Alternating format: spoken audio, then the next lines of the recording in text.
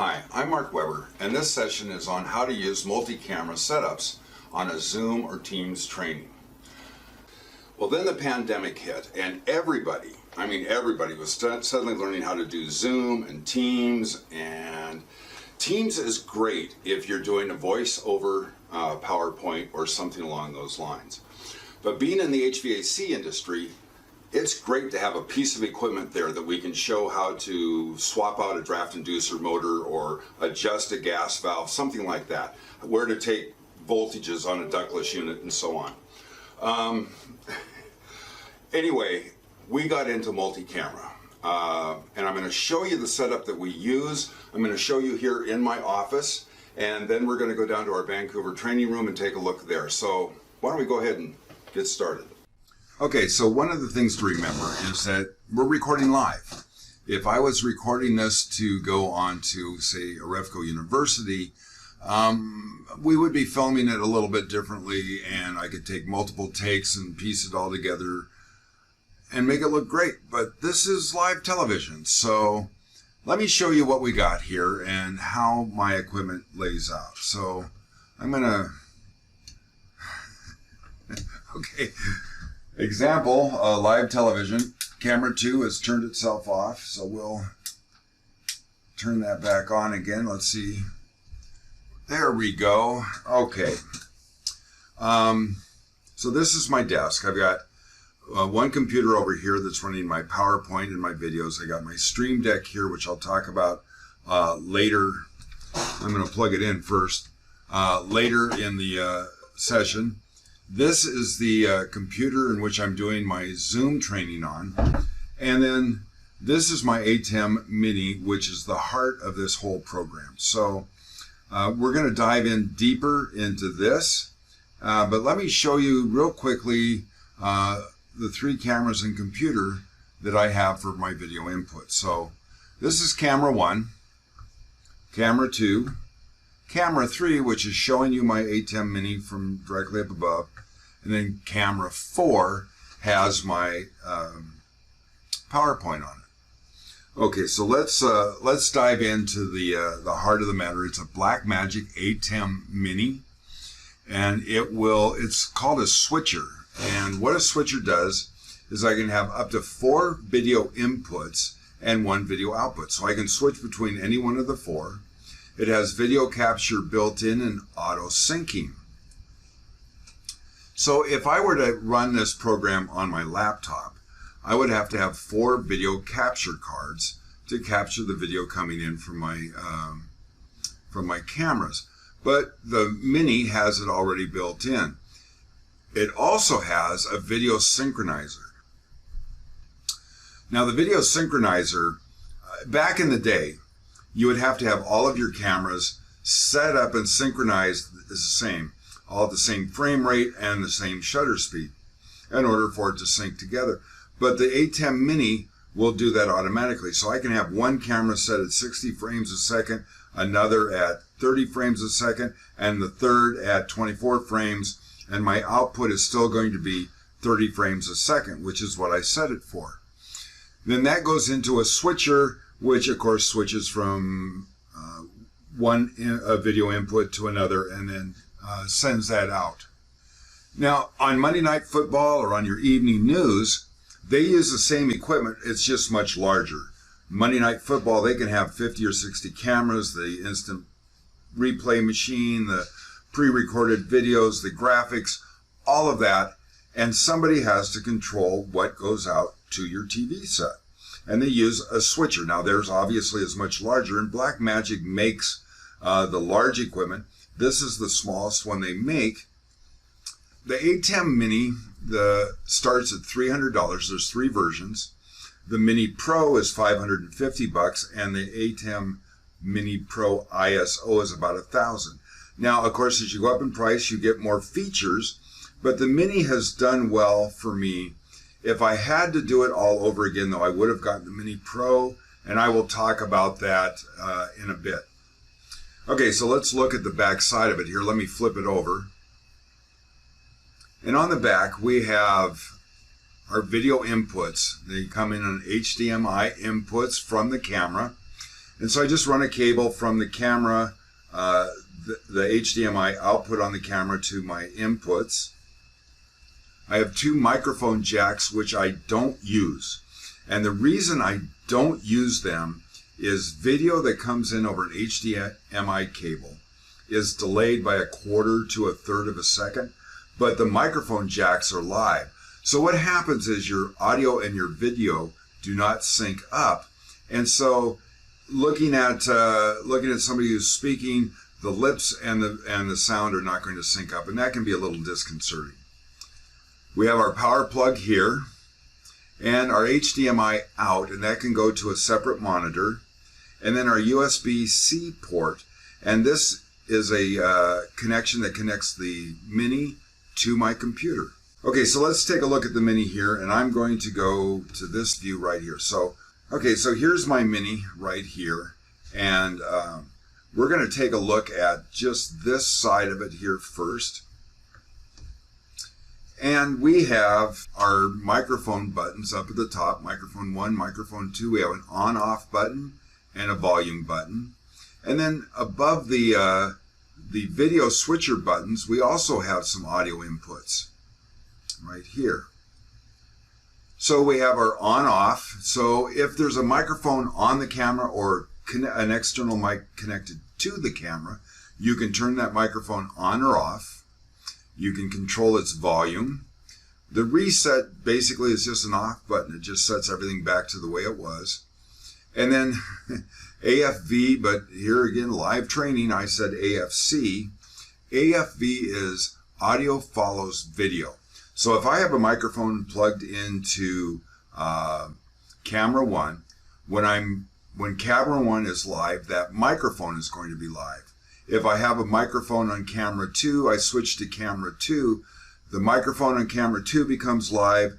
1 does not. 1 now becomes dead. Now I can also turn on a microphone to say microphone or camera 1 and just leave it on, and it won't matter what the video input is. That's the way I do it. Usually camera 1 is the only one where you see my face like this. And so my lips and the video are syncing up. Camera 2, it's not going to sync up the same, but you're not seeing my face. So you're seeing other parts from other cameras, but you're still hearing my audio. So let's go to the right side over here. Now we're looking at this portion of the switcher. And we have still and black. So if I hit black, the screen just goes black. If I go to still, it goes to a still picture that I've stored. We'll get into that when we get into advanced programming. Now these are my, there we go. These are my transition buttons. I can do cut, audio, or fade to black. If I hit fade to black, the screen just goes black, it fades out, and then I can come back again. What I've been using right now is the cut transition, so it just goes. But I can go to auto. Now I have the swipe set up with it, and it transitions over 2 seconds. So when I go to camera 3, camera 2, camera 1, my transition looks like that. Let me change transitions here. I have swipe up and down. I can go like that. I prefer the cut transition. If you do a transition, it's sometimes, depending on the power of your computer and the speed of your internet connection, it can cause what they call stuttering. I'm sure you've all seen that where a transition and it just stutters through it. It doesn't go smoothly. So I tend to use the cut. Then up on top here we have picture in picture. So there's picture in picture, and the #1 camera is the default camera that's used with the picture in picture. So I can switch the location here on the screen. I can go to upper right, lower left, and then back up to upper left again, which is the more common place to go. I sometimes use it, I sometimes don't. It just depends on what I'm doing. So a week ago, I gave a training on why compressors fail. And it was an hour-long training, started at 7 o'clock in the morning. I had, 12, 15 technicians on a Zoom call. And the first 40 minutes of the training was just voice over PowerPoint, just your standard Zoom training, nothing special. But behind me, I have a work table, and I had we cut the case off a compressor, and I had the insides of the compressor there. And I was able to talk about why compressors fail. So let me show you how that worked here. So here we have the first part of it.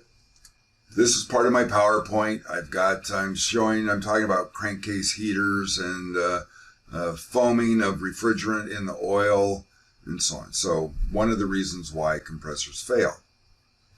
Like I said, that went on for the first 40 minutes.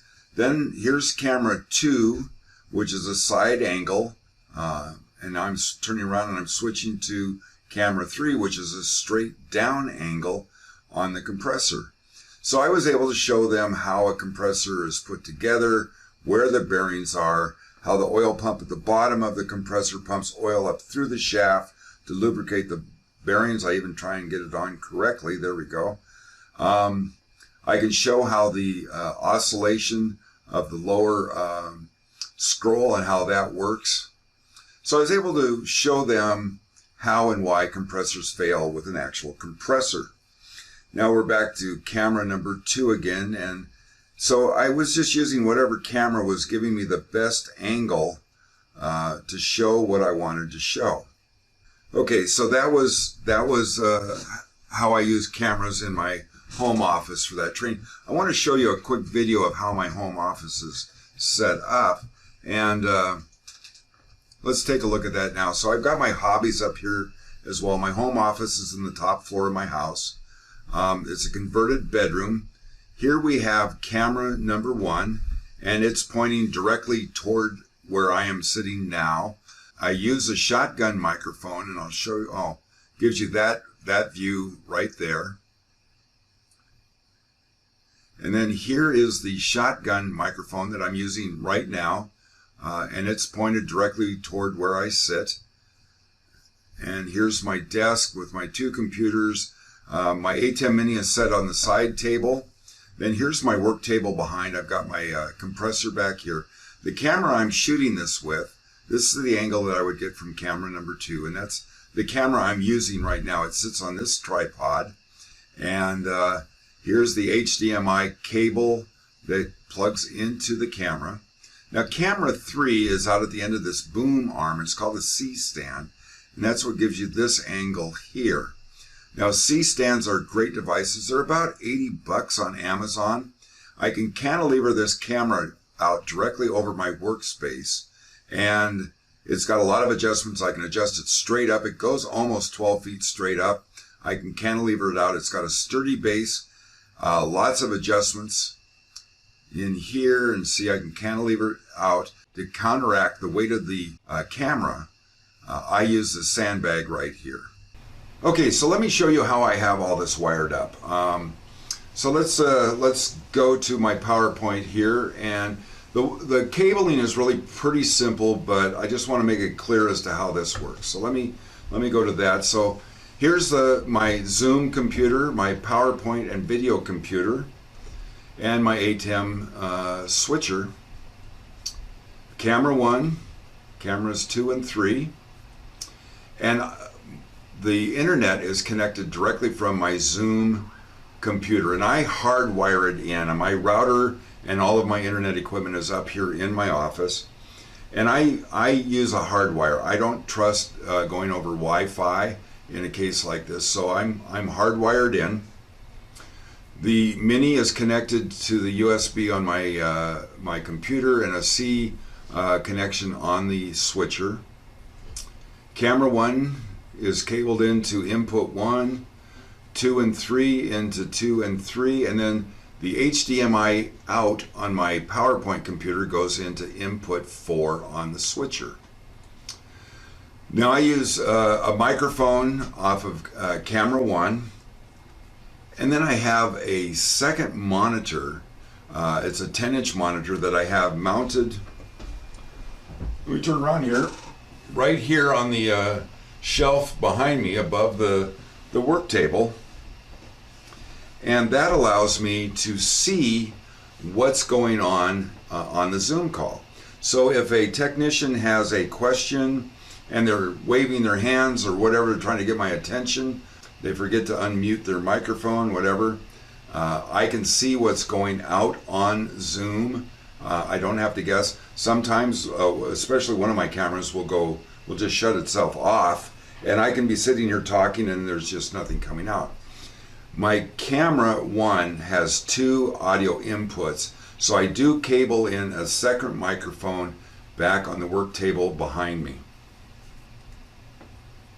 And that's the monitor directly behind me there, and it shows exactly what's on my Zoom computer going out over the internet.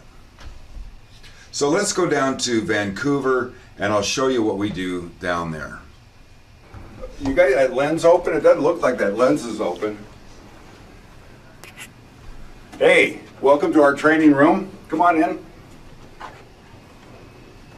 So we're now 174 miles south of where we started.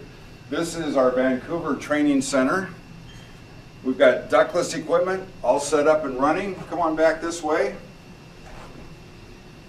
Got our VRF equipment over here. And all of this equipment is live. Back here we have more ductless.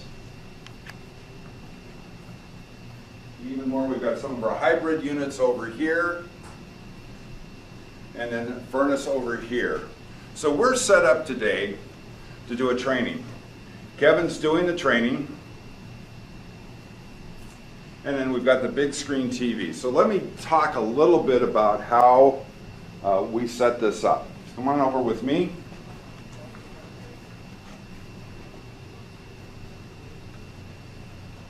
So Kevin's doing the training, and we've got him set up with this camera. This is camera one, just like I had in my office back at home. So it shines down on him. It's cabled into the switcher, and we take his computer output and we run it into our switcher. And I'm going to go through that wiring diagram here in a few minutes.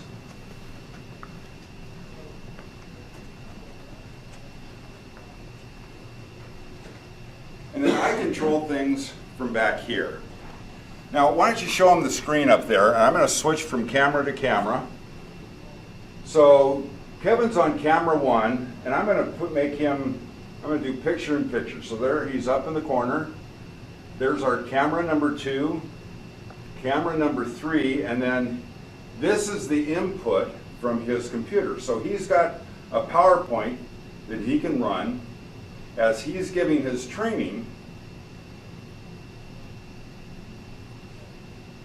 and we've got him picture in picture. Now, at a point in the training, he's going to go back here to the equipment. So Kevin, why don't you come on back here, and I'm going to switch to camera number 2.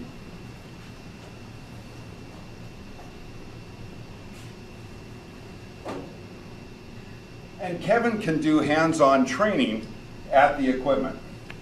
Now we can zoom in a little closer if we wanted to. Let me do that real quick. Let's see here.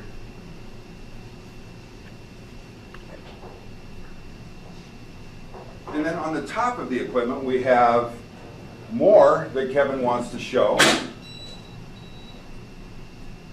And he can show the LCDs. He can even pull that lid off if there are voltage readings he needs to take. So we have 3 cameras, the computer input, and Kevin can see what's going out on Zoom on the big screen TV up there. we got camera number 3 blinking on us again. So this is our Vancouver Training Center. We do this for live training. If we're doing it to put in a Refco University or in our library, we would just tape it using 3 cameras and then edit it together. But this is for live training and live training only. So let's go back to my office in Seattle and I'll fill you in on how we do the rest of it. Yeah.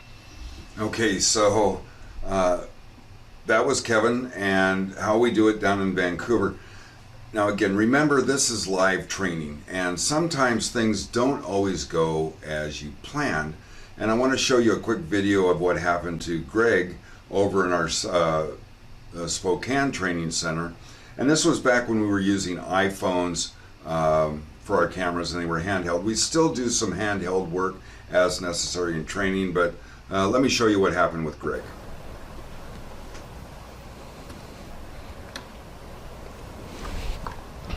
Here I start with this, and that way I won't... So Greg was doing a training on ECM motors.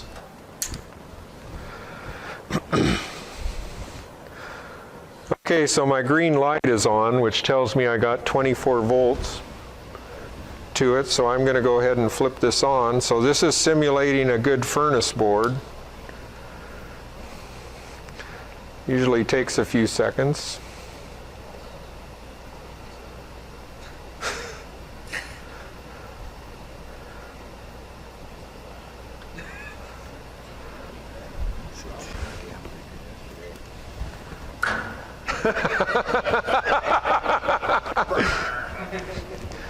Well, I don't know, this is jinxed. Okay, so live television, and sometimes you just have to go with the flow and see what happens. So Greg was able to recover okay with that, and they did eventually get that motor to start up. So let me show you how we cable things up down in Vancouver. The Zoom computer is the computer I had on the back table. That's the one that I was using. And I have my mini switcher back with me. And then there's Kevin's computer. And we have the big screen TV up at the front of the room. Again, I hardwire into the internet. Again, I don't trust the Wi-Fi. And I connect my mini switcher to the computer. Camera 1, which was set up in front of Kevin, that gets wired in, and then of course 2 and 3 get wired in as well. And then the HDMI output from Kevin's computer goes into input number 4. So he's able to control the PowerPoint. He's the one who's actually doing the training. He controls everything that's on that computer. Then the HDMI from my computer then goes to the big screen TV, because as Kevin's moving around the training room, it allows him to see what's going out on Zoom. Also, most of the time when we're training out of the training centers, we have a fairly large audience. It could be anywhere from 15 to 60 technicians on the other end. So at the beginning of the training, Kevin will ask people if they have any questions to do it over the Zoom or the chat function on Zoom or Teams. I then receive the question and I'll screen it. If it's something that's pertinent, I'll interrupt Kevin or whoever the trainer is and relay the question to them, and then they can address it as they see fit. Also, because Kevin is moving around a large room, we wire him up with a wireless microphone, and the wireless mic receiver is then cabled into camera 1, again because we want his lips and voice to match up. But on the other cameras, he's not going to be, you're not going to see his lips, so that's not as important. So that goes into camera 1. Now, I had talked earlier about the differences between the Mini and the Mini Pro. And the Mini Pro allows you to hook up a monitor from the HDMI out on the back of the Mini to a monitor, and it will give you a quad screen showing you all 4 of your video inputs. The Mini won't do that. So if I have, like, the one camera went out here at the beginning and I had to turn it back on, I would have known that if I had had that monitor, because I could see what all 4 inputs are showing at one time. The Mini does not do that. So that's the primary difference between the two, and in hindsight, I wish I had done that. Okay, so there's one more thing I want to show you that we do at our training centers, both Vancouver and Spokane, and this is before the training starts. And get that started here. So let's, so 10 minutes before our training begins, I have this loaded on my computer. I just share my screen, and it's a countdown clock. So we start at 10 minutes before the training begins, And the trainer, whether it's Kevin, Greg, or whomever, is always busy with last minute things, getting their PowerPoints exactly the way they want them, getting the cameras set up the way they want them.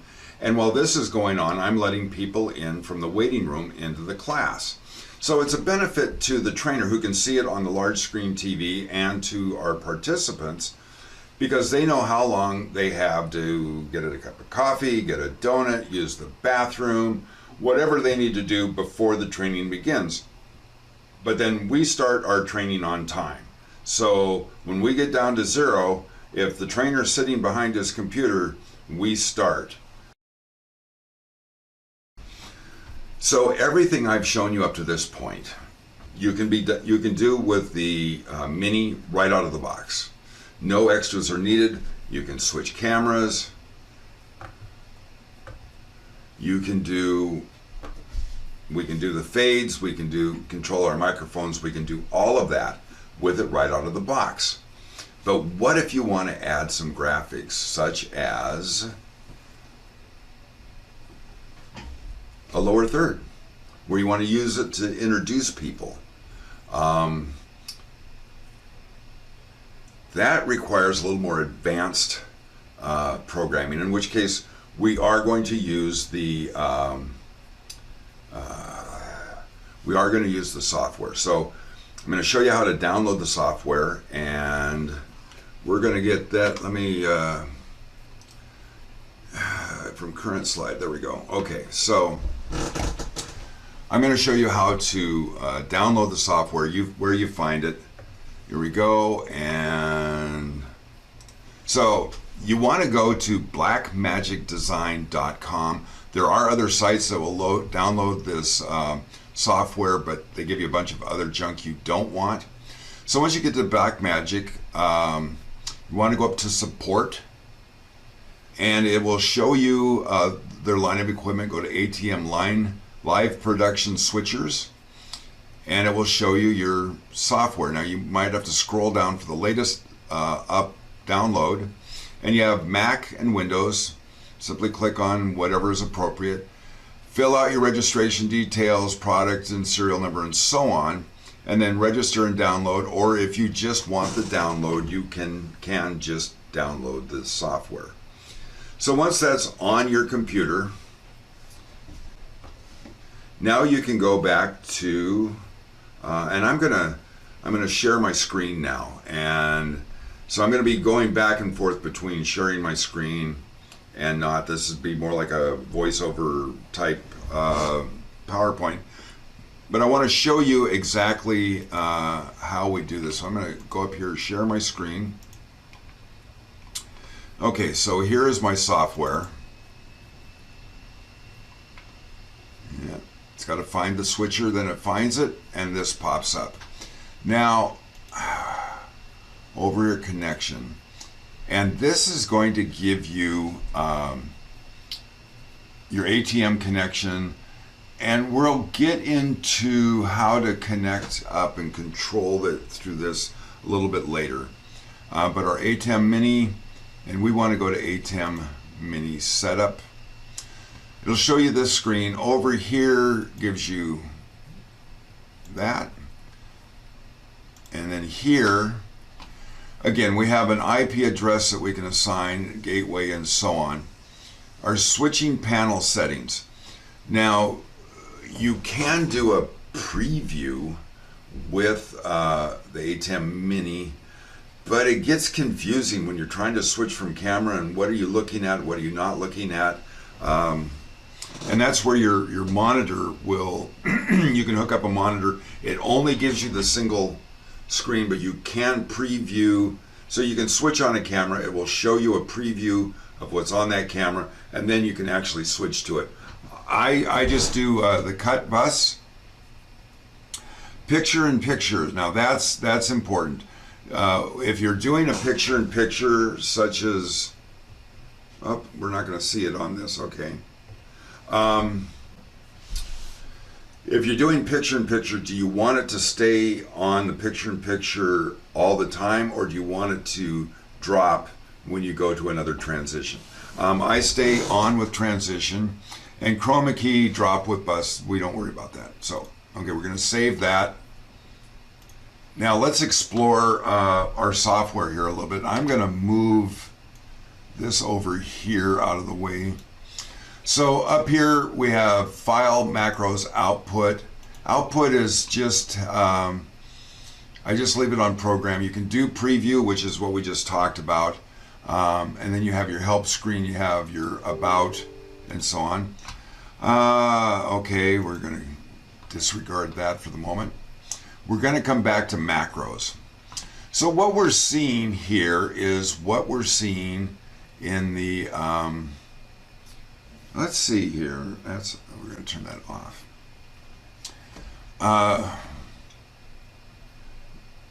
This controls the Mini just like the mechanical switches do. I can switch to camera 2, camera 3, and camera 4 just by clicking on this. I can do my transitions and all of that.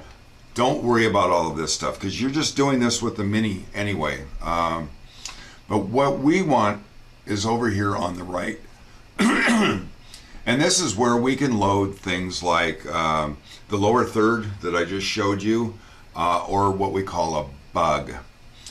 So let's come back to this and let's explore this a little bit more. If we go down to the bottom here, we have media.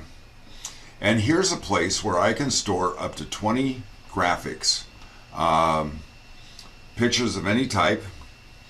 I can go to my audio and I can control my microphones. Now I can do that manually on the switcher. I can turn my volume up and down. Let me show you what happens if I crank the volume up and it really gets distorted loud. So I want to keep it down here. There we go, at a nice low level. But there's a couple of things that you can do with this. You can do dynamics. We can go to the equalizer. And here I can play with, say I want to drop my midtones a little bit, bring up my bass, bring up my treble a little bit. Generally speaking, I've got too much going on when I'm getting ready to record something, training, to mess with this. So I generally just leave it alone. The only time I would use this is here, starting in about a month, probably about the time you're watching this, we're going to do a 1 month live show. It'll be a panel discussion about topics that are pertinent to the HVAC industry and to our dealers. And we'll have a host and 1 or 2 guests. And in that situation where we're doing that kind of production, I'm going to go through and I'm going to use the equalizer to, excuse me, I'm going to use my equalizer to try and get everybody's voice as good as I can. But otherwise, I don't mess with it. So now I can do the same with cameras. And let me slide this over out of our way. Camera 1 is on the air now. Camera 2, camera 3, camera 4. And there are adjustments that I can play with in the camera settings. I can adjust my hue, my tints, and so on. Again, I generally just leave that alone. Okay, so let's go back to our media. Boy, I'm got a...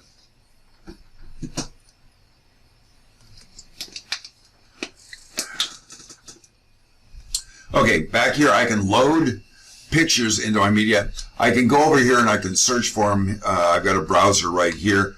Or I can just drag them in. And I've already set up what I want in the media tray. So I've got a lower third for Kevin. I've got a lower third for me. I've got a lower third for Greg. I'm going to put, let's see, technical difficulties. Let's throw that one in there. ODU display and contacts. Let's put that up there. There we go. And let's slide this down. I'm going to put my bug up here. And we'll talk about bugs here in a second. So I've now preloaded all of the graphics that I want to display. Now the thing about most of these graphics is they overlay the video. So I want the video to be able to show through, and if I just did a regular JPEG, nothing's going to show through it.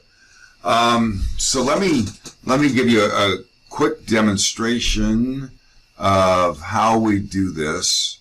Okay, so I'm going to open up Photoshop here, and we have built a template for doing our graphics for our lower thirds and other graphics that we do. Now, I am no Photoshop expert. In fact, I know just enough to be dangerous. Our marketing department helped us build this. They did it real quick and simple. But I want to show you real quickly how we do it. So I'm going to start a new, and so I want it 1920 by 1080p. That's the size. So we already have a template set up for that. So now it's opened up a screen that's that size, but it's white, and I'm going to scroll down here to color, which is right here, and I want to hit transparent. I want a transparent background because, again, I only want the graphic to show up, but I want the video to show up behind it. So I need a transparent background. And I have already over here my lower third. We selected that. I'm going to just go to Edit, Copy, and I'm going to go back to this, back up to Edit, and we're going to do Paste. And there it is. So I want to move it now over where I want it on the screen, right here. But as you can see, it's got a black background. It's not transparent, and I want it to be transparent. So I'm going to go over here to my eraser tool. Come on.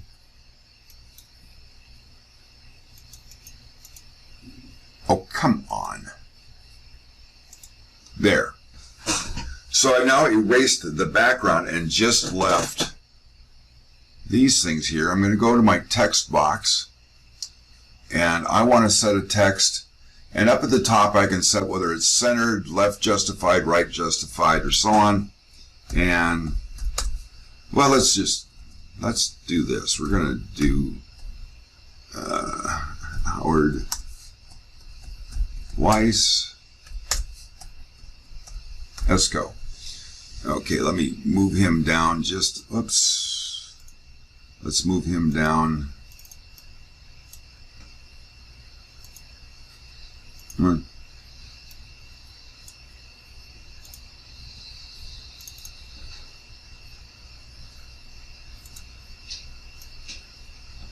I want to center him right.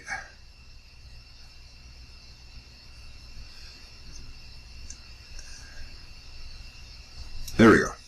Okay, so now I've built a lower third for Howard. I've got a transparent background, and I'm just going to save this. Save as. I'm going to save it on my computer, and I've already been opened up in the box. I want to save it as a PNG file so that I keep my transparencies, and we'll just call this Howard. Save. Okay. Now let's get back out of here. I go back into my files here. Okay, ESCO, graphics, Kevin's training, and here we've got Howard's lower third. So even in, well, this shows this as a white background, it's really transparent. If I overlay this over the top of our video, I've now got Howard's lower third in the left-hand, lower left-hand corner of the screen. So I'm going to get out of that. Okay, let's close this down. Let's get back into our screen deck. So we've loaded these graphics on here, but I want them to, let's see here, I've got Kevin there. Let's I'm going to put me over here, and this is my media player.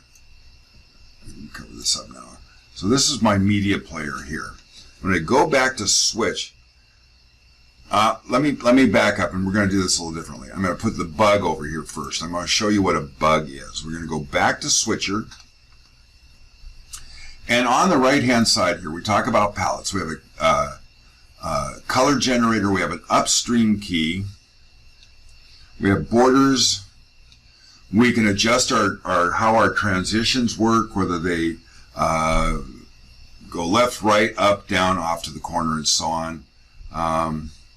Since I don't use transitions that much, I just leave that alone. And I have a downstream key. And these are the two, the upstream key and the downstream key are the things that we're going to play with.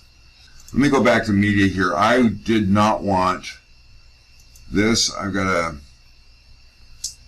open this back up. Let's go with logo. We're going to put it right there. Okay. Now let's put that in my media player. And notice how that now showed up over here in the corner. So let me stop sharing my screen for a second. Okay, so I now have my company logo up here in the upper right, but I don't like that location. I like them down in the bottom in the corner here. And it's not the cleanest I've ever seen. So I would have played with this a little bit in Photoshop, so I've got a nice clean bug. It's going to be, the ratio is going to be 1920 by 1080, although in a much smaller size. So I have to take that into account. I got this black bar at the top and the bottom, and I really don't want that. And we have a almost square logo, so I would have had to play with that. But if I wanted to have this on the screen all the time, I can go camera to camera and back again, and that bug is going to be there. And they call it a bug because it's like it's on the front of your television screen and everything's going on behind it. So that's a bug. Let me go back to sharing my screen again. Okay, that's the upstream key. I'm going to now put, I can, there's only one media player on the ATEM Mini. The Mini Pro has two. So I talked about one of the advantages was it would give you a quad screen preview of all your video sources, and that's great. But it also has two media players. I can do a bug, I can do picture-in-picture, or I can do other graphics. I can't do them all at the same time. With the Pro, Mini Pro, I can do a picture-in-picture and a lower third, or I can do a bug and a lower third. I can't do a bug and a picture-in-picture at the same time, but I can do either a bug or a picture-in-picture and a lower third or some other overlay graphic. So that's another advantage of having the Mini Pro over the Mini. Okay, so I've loaded up my lower third over here in the media player. I'm going to go back to switcher, and now I'm going to go down to downstream key. And I've got my fill source. I can choose anything I want, but I want media player 1 because that's where my lower third is located, and I'm going to go on air. Okay, so let me stop sharing screen. Oh, okay, get rid of the button. So this is my lower third. When I'm doing training, or if I've got somebody I'm working with who's doing training, and I would do an introduction, like in Kevin's case, I would, at the very beginning of his training, while he's introducing himself, I'd also bring in a lower third that would show his name and that he works for Refco. Doing it what I just did is a lot of work because I've also got a Zoom meeting that I'm running and I'm keeping track of a lot of other things. So I need to figure out a way to do that without having to move the picture over each time. And the way we do that is with a stack command or a macro. So let me go back to sharing my screen again. Okay. Up here, let's see, I'm going to go off air with that, and I want to go back to my media tray, and I'm just going to load something else in here for right now. So let's put that right there. And I want to build a macro or stack command to bring in my lower third. I want it to show up. I want it to show up. Oh, wow. Sorry. Emails show up whether I'm working or not. So I want to build a macro. So I'm going to go up here to the upper left-hand corner. I'm going to hit macro. And that opens up this box right here, my macro box. And I want to create a new macro. Whoops. I'm going to cancel that for a second. I already have one built for Kevin. I'm going to delete that. So we want to build a new macro, and I'm going to name it Mark. And I'm going to start recording. So once I hit that record button, anything inside this red box, if I click on it, it's going to get recorded. Okay, so I can move this. No, I can't either. I'm going to move my graphic. That's the first thing I want to do. I want it to go over into the media player. So it's just recorded that. I need to go back to switcher. And so again, I've got that red box.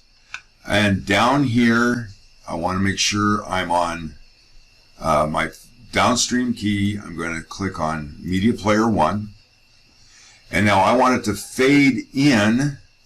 So I hit auto. It takes it a full second. So it fades in over a second. I'm going to come up here. I'm going to add a pause. And I want my lower third to fade in for a second. I want it to show for 2 seconds. Then I want it to fade out over a second. So I'm going to add a pause. Here's my 2 seconds. Add pause. And now I'm going to have it come back out again. Okay, my macro is now complete. There. So it's listed Mark as one of the macros. So how do I access this when I'm doing a Zoom meeting? And that's where my Stream Deck comes in place. I can record, I can connect my Stream Deck to my Mini, but it's not that simple. Even though they're both plugged in to my computer, they won't talk to each other. And so I had to buy, well, actually it was a free download. Companion is the name of the software.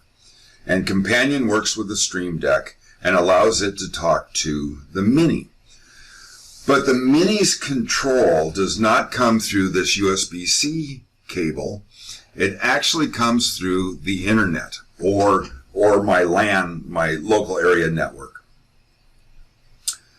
So, and this is one of the areas that I really struggled with at first, was how to get these two to talk to each other. And I finally figured it out on my home network. I had to assign this. I had to get into my Xfinity router, which isn't that hard to do. I had to assign this a static IP address. So whenever this is plugged into my home router, it has that IP address. I then can tell through Companion Stream Deck what that IP address is, and then the two will talk to each other. It took me, an hour or so to figure it out on my home network.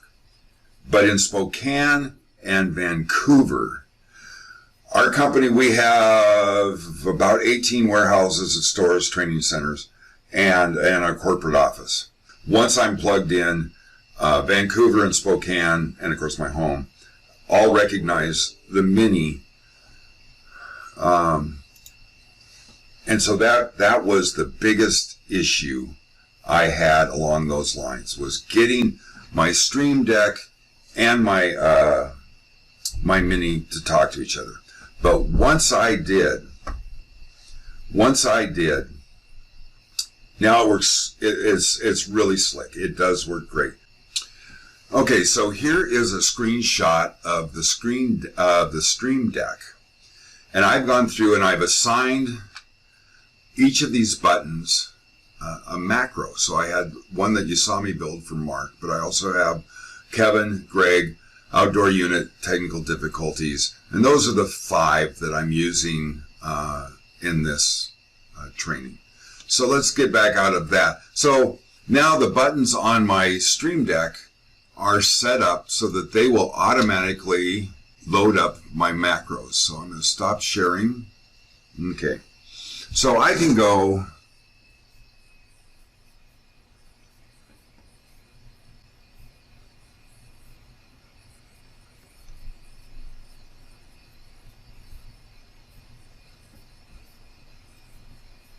and then it automatically disappears. Having the macros just saves me so much time. It's really, as you can see, if I had to get into the software and move it over and then turn it on and then turn it back off again, that would be a real pain, because I've got a class I'm running, or either I'm doing the training or I'm working with someone else who's doing the training, and it's just difficult. But getting into the software and doing it this way really saves you time. And again, I'm going to be, full disclosure here. Getting the Mini to talk to the LAN and then talk to the Stream Deck was the biggest obstacle I had of doing the graphics. And we wanted to do the graphics. We wanted to be able to bring in lower thirds. We thought it raised our game just a little bit more. We're going to continue to do this post-COVID. We save money. We don't have to send. COVID kind of forced us into this, and it forced our dealers into accepting this as our way of training. And so we don't have to go out on the road for a week. We save gas money, hotel. Oh, come on. There we go. We save hotels, gas, meals. We're not doing morning, afternoon, and evening trainings. We're not on the road for a week. We get to stay home with our families. This is the way we're going to do it. And we're trying to always up our production value, trying to make it better, but also we want to make it authentic. And so we talked about this in that when you're doing a face-to-face training, when we're in one of our training centers or we're in a dealer's conference room with the technicians around, we'll have a piece of equipment, whatever it is that we're training on at that particular training. We try to have that piece of equipment there. We'll do our PowerPoint, we'll go over to the piece of equipment, we'll pull the front panel off, and they'll stand around in a half circle around you as you replace a draft inducer assembly or adjust a gas valve or take some voltage readings. They're not, generally speaking, they don't get their hands into the equipment. One, we have a liability issue if somebody was to get hurt during our training. So it's really no different with a camera. And with the Zoom, it does allow for interaction. So this gives us really close, my gosh, the emails just keep coming. This gives us really close to a live experience. It allows interaction between us and our participants.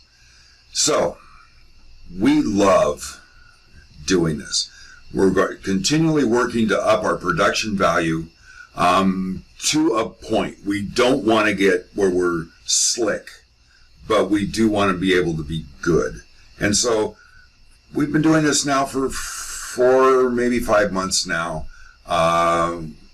We've been doing it, let me back up. We've been doing it reasonably well for 4 or 5 months now. We've been doing this since about March of last year. And there was a learning curve involved. I feel comfortable with what we do now and the product we put out. Okay, so that's what I've got for multi-camera Zoom and Teams training.